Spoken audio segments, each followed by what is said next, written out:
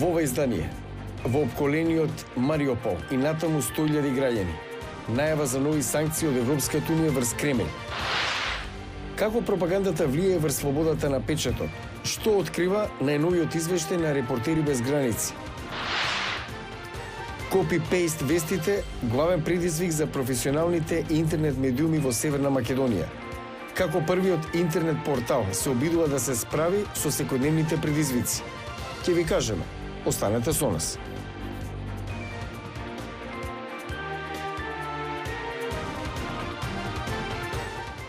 Добро вечер, ова е ТВ журналот Newsflash на Гласот на Америка на македонски, јас сум Јане Бојаджиевски. Во ретко протекување од највисокиот суд во САД, политико објави дека добил нацрт мислење на Врховниот суд што покажува дека мнозинството од судот е за укинување на значајната одлука Рој против Вејд од 1973 со која се легализираше абортусот на национално ниво. Портпаролот на Врховниот суд одби да коментира. Анкетите на јавното мислење покажува дека мнозинството од американската јавност се залага за абортусот да биде легален или во повеќето или во сите случаи. Ќе го следиме развојот околу оваа вест, а од актуелните моменти од Украина во опколениот Мариупол и натаму 100.000 луѓе се во градот. Еве ги најновите детали од теренот, но и од дипломатијата. Градоначалникот Вадим Бојченко рече дека меѓу оние кои се уште се во градот има и цивили заробени во бункерите и тунелите под железничката и челичната фабрика Азовстал. Се проценува дека таму има околу 2000 украински војници. Денеска се очекува Европската унија да предложи нов пакет санкции за Русија, вклучувајќи ограничување за руската нафта. Германските власти посочија дека земјата може да подржи целосно ембарго на руската нафта во Европската унија. Зеленски во своето ноќно видеообраќање во понеделникот навечер рече: "Очекуваме нов чекор од ЕУ. Овој пакет треба да вклучува јасни мерки за блокирање на приходите на Русија од енергетските ресурси." Според најавите, американскиот претседател Џо Бајден денеска ќе посети сојузната држава Алабама, каде што Локхид Мартин произведува оружје, вклучувајќи ги противтенковските проектили Джавелин, кои се меѓу оружјето што САД и го испраќаат на Украина. Денеска е светскиот ден на слободата на медиумите 3 мај. Но војната во Русија во Украина отвори простор за дезинформации. Како пропагандата влијае врз слободата на печатот? Еве што открива најновиот извештај на Репортери без граници. Пропаганда, закони со кои се дискредитираат кредибилни медиуми, забрана за веб страници, апсења. Нападот на Москва врз слободата на печатот се зголеми по руската инвазија на Украина. Од тие причини рейтингот на слободата на медиумите во Русија падна речиси на најниско ниво, согласно индексот за слобода на печатот во светот за 2022 година, кој го прави организацијата Репортери без граници. Годишниот индекс рангира рекордни 28 држави со многу лоша слобода на медиуми. Тие се придружија на Кина, која извезува цензура надвор од незините граници, додека ја зголемува пропагандата на Кремљ.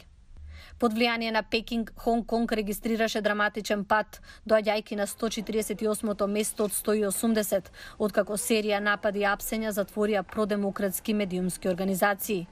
Етиопија и Никарагва исто така регистрираа пад на слободата на медиумите по потезите на автократските режими да ги цензурираат или блокираат медиумите. Уште по-проблематично, вели Репортери без граници, е влијанието што поларизацијата на медиумите и дезинформациите ја имаат врз општествата. Во 2022 година навистина не може да се негира дека медиумската поларизација и информацијскиот хаос ги зголемуваат општествените поделби на начини кои се доста нови. Злоупотребата на моќта исто така влијае врз медиумскиот простор, во некои случаи бришејќи години напредок. Државниот удар во Мјанмар доведе до 10 годишно назадување на правата на медиумите, преку апсење на новинари, одземање на дозволи за работа, а многу медиумски организации беа принудени да работат надвор од државата. Во Авганистан, талибанците ветија дека ќе ја почитуваат слободата на медиумите, но наместо тоа воведоа рестриктивни закони и ги блокираа новинарките. Медиумите се соочуваат со финансиски проблеми откако беа забранети приходите за забава и реклами. Во Етиопија, војната во регионот Тиграј резултираше со пат на медиумската слобода од 13 места, односно дојде на 114-тото место на индексот.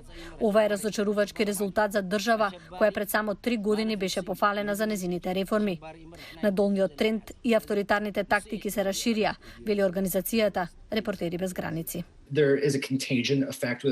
Кога ќе дозволиме да постои култура на неказнивост со која на автократите им се дозволува да напаѓаат новинари, да ги апсат и тепаат на улица, како и да ги убиваат, доаѓа до охрабрување тие исти автократи тоа да го направат повторно, а се охрабруваат и други автократи кои гледаат што се случува. САД регистрираа мало подобрување во споредба со 2021 година, но новинарите и медиумите истакнуваат ограничувања за покривање, вклучувајќи ги сојузните влади и протестите. Ова е или резултат на намерно непочитување на законите што ги регулираат отворените извештаи со станоци, или едноставно интерпретираат погрешно дали новинар треба да биде присутен на одреден настан. Демократиите играат важна улога во заштита на слободата на печатот, но порастот на дезинформациите и пропагандата има катастрофално влијание врз независните медиуми, смета организацијата Репортери без граници. За крај на News Flash за професионалните медиуми во Северна Македонија, кои покрај економските предизвици денес се соочуваат и со голем број други препреки, од нелојалната конкуренција до бројните лажни вести. Како се справува Охрид News, прв интернет медиум? Мики Трајковски има детали. Охрид News е првиот информативен портал во Северна Македонија кој се работа почна во 2006 година. Скромно и со ограничени ресурси, денес ги следи современите текови кои ги бара модерниот читател и гледач. Кој се помалку чита и гледа, повеќе скрола, сака се да му е жвакано, да му е подготвено. Во време кога многу медиуми едва преживуваат, Момировски вели дека во периодот на големата ковид криза која се уште трае, се одлучиле да направат одредени измени и да отпочнат нов развоен циклус на медиумот. Ја проширивме, зголемивме нашата редакција, влеговме во развоен циклус, успеавме да обезбедиме соодветна опрема со која започнавме неколку серијали на нови емисии, пред се кои ги пласираме на сите наши платформи. Работиме и емисии во живо, лайв стримови.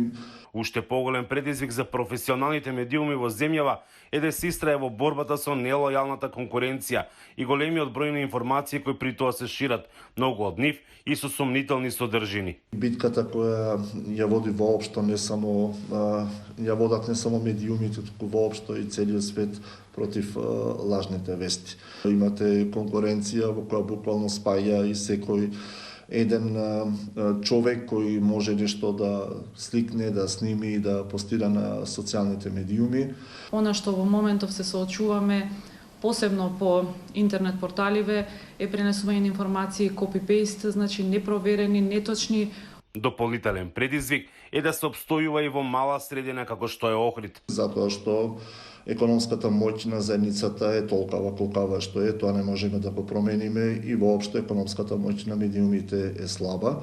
Тоа отвори некои одредени прашања, па истите мораат да се снаоѓаат на најразличен начин. Ние одлучивме да одиме по патот на професионалното и етичкото новинарство, да се бориме на пазарот со креативни идеи. И тоа е прашање, да речеме, еден предизвик плюс да се обстојува во една ваква мала средина, каде што нели начинот на добивање на информација малце отежно, за разлика нели од сите оние медиуми кои што ги имаме во, да речеме, во главниот град. Но и покрај се, плановите на Охрид News не застануваат овде. Пред се тоа зависи од економските фактори кои во моментов не се поволни, а тоа е проблем со кој се соочуваат сите медиуми. Бројни интернет портали секојдневно никнуваат во македонскиот интернет простор, но само мал број од нив функционираат како висински медиуми со импресум, сопствена редакција и новинари. Од Охрид за Гласот на Америка, Мики Трајковски. Го гледавте News Flash, јас сум Јане Бојаджиевски од Вашингтон. За повеќе информации појдете на гласнааmerika.com. Пријатна вечер.